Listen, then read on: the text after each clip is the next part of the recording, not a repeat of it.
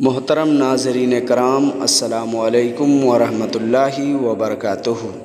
आपको मालूम होनी चाहिए कि तावीज़ात शरिया की दो किस्में हैं, एक पढ़ने वाली तावीज़ और एक लटकाने वाली तावीज़।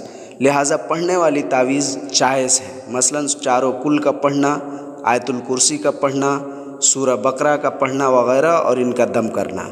और लटकाने वाली तावीज़ ये नाजायज़ और शिर्क है, खाह वो कुरानी हो या गैर कुरानी, क्योंकि शरीयत मोहम्मदिया में इसको शिर्क कहा गया है। अल्लाह के रसूल सल्लल्लाहु अलैहि वसल्लम ने फरमाया, मन तअल्लक़ तमीमतन फ़क़द अशरक, जिसने तमीमा लटकाया उसने शिर्क किया।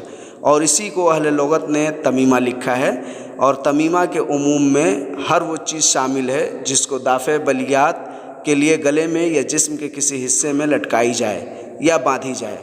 लिहाजा इस तरह के तावीज़ात से परहेज़ करें और शरई तावीज़ात इस्तेमाल करें।